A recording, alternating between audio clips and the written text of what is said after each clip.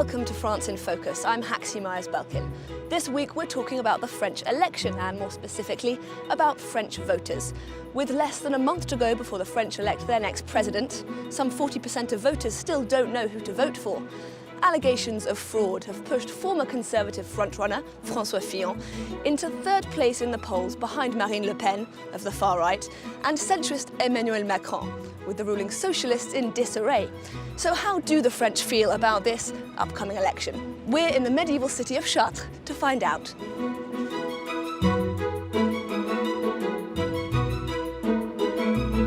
Vous en pensez quoi de cette élection présidentielle, madame? Eh bien, avec tout ce qui se passe là, je dirais les magouilles, là, c'est une honte.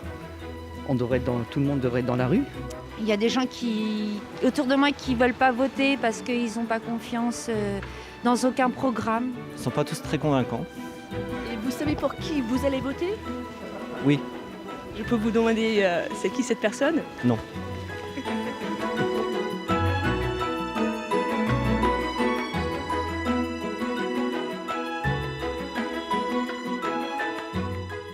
After allegations that Conservative candidate François Fillon paid his wife hundreds of thousands of euros for work she never actually did, his campaign started to flounder.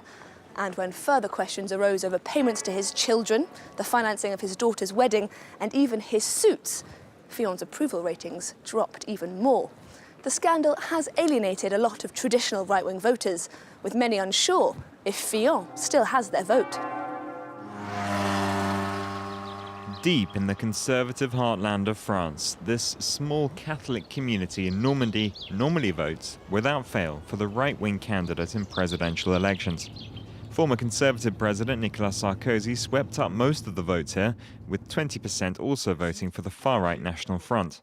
But this is no normal campaign. Most days, the local priest Zachary Fiogbe pays visits to his congregation. In some family homes, he's a regular feature at the table. These days, the conversation often turns towards politics. It's really disappointing to see what we see on TV. Everyone's stabbing each other in the back. Those are the people who are going to lead our country? I hope not.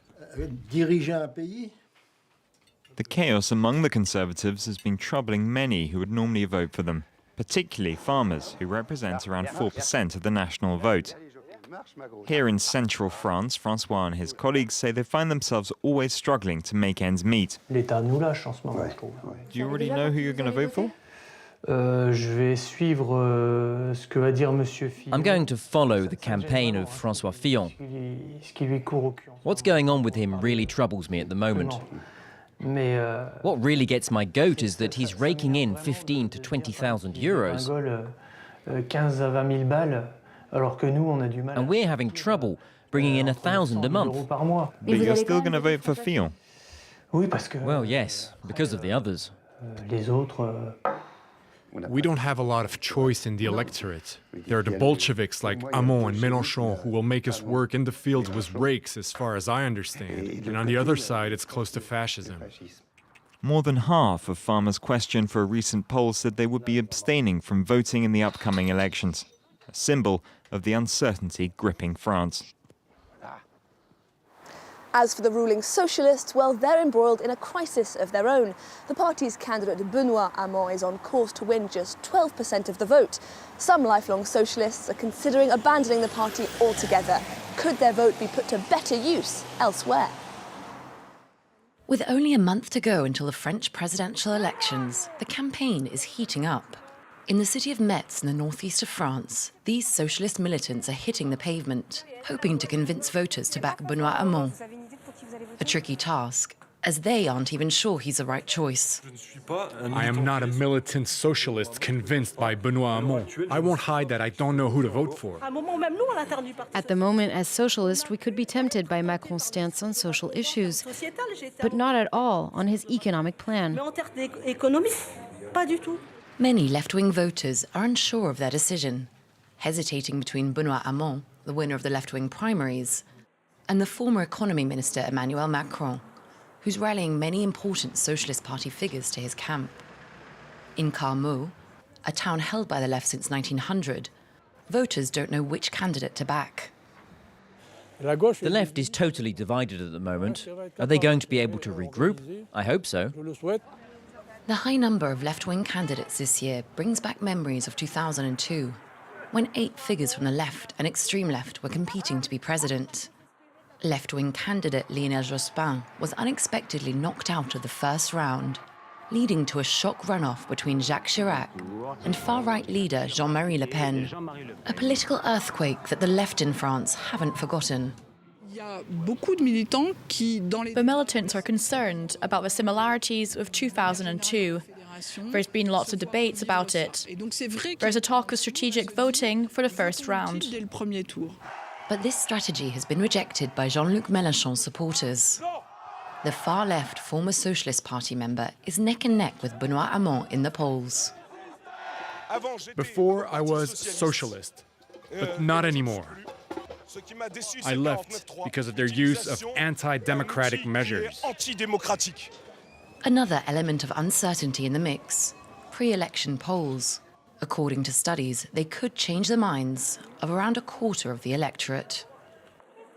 Far-right leader Marine Le Pen is currently on course to win a large proportion of votes in the first round of voting, in part because she's got the support of young people. Her National Front party is the largest political force in France for 18 to 24-year-olds. 1 in 4 young people here is unemployed. Le Pen's anti-migrant, anti-globalisation rhetoric has struck a chord. 19-year-old Juliette used to be a left-wing supporter, but now she's one of a growing army of young campaigners for the far-right National Front. They're finding a party which they say does not conform to its stereotypes. Of course we've heard the clichés, but I quickly saw they're not racists, they're not fascists. They're just ordinary people who love their country and want to protect it and protect its workers. Young members are discovering they're getting opportunities with the National Front. This has helped the party gain an upper hand on social media. On Facebook, its youth wing has more than 86,000 likes, far more than junior sections of their rival parties. Analysts say there's a strategy behind this. Pour avoir assisté à des réunions de campagne du Front National. All those who go to a National Front campaign event are asked to take photos, choose the best ones and post them on their Facebook accounts. Sur vos comptes Facebook. Tous vos amis. The idea is that then their friends will see that they're not, after all, the skinheads described by the media. Elsewhere, the party's message that it will help young people to find work is getting through. In France, around a quarter of under 25s are unemployed. Of those this age with a job, more than half have only temporary contracts or agency positions. That's the case for 23-year-old Benjamin, who lives in Remiremont in eastern France. Every week, he and several other supporters in the area go out to campaign for Marine Le Pen. Young people fear the future. We don't know what we'll become. It's not the migration issue which concerns me most. Of course, each person has their own view, but for me what appeals the most is protectionism. More and more young people are turning towards Marine Le Pen. That's partly why she is the favourite to gain first place in the first round of the presidential elections on April the 23rd.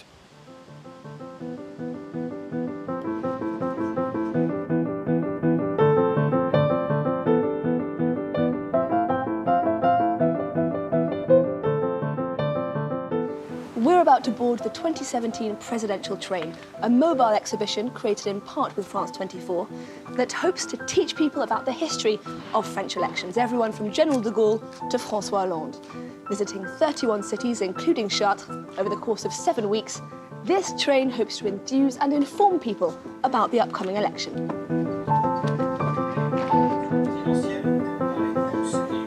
Bonjour. Bonjour. Joining me now is Julie Genet, one of the organisers of this project. Hi Julie, thank you for joining me. What were you hoping to achieve with the 2017 presidential train? This exhibition train tells the story of the presidential elections under the Fifth Republic. So from 1958 with General de Gaulle, up until today with François Hollande. The exhibition is made up of key days and is chronological with video and audio archives. également d'archives vidéo et audio. And what do you think is different about this year's election compared to previous years? I think this year the media coverage has been particularly different. Journalists seem to be more interested in the scandals surrounding the candidates and less so on the campaign details. There's also the media coverage on social networks, which is more and more developed. I think this is why this year's election is really different from 2012. And what's your favourite element in this exhibition if you had to choose? I like the little details, the unheard anecdotes that are very interesting and that the visitors love as well. And the interactive aspect of the train with apps that have been developed by journalism students and enable us to embody the president. This way you can put yourself in the president's shoes and organise your own presidential schedule, prepare gatherings and meetings with staff.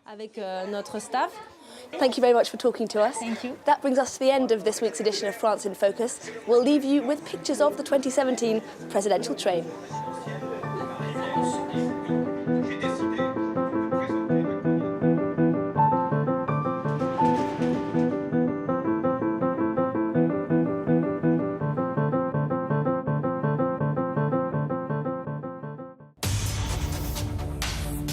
You love watching France 24 in English. Analysis from France 24. I'm Mark Owen. These are the main world news. To the border with Algeria. Huge lines since this morning to answer that question. But France 24 is also available in French. 14h à Paris, bonjour à tous, bienvenue. Si vous nous rejoignez sur France 24, préparez-vous. And Arabic. شعبية هذا الباب القادم من أمريكا الجنوبية في ازدياد Featured on cable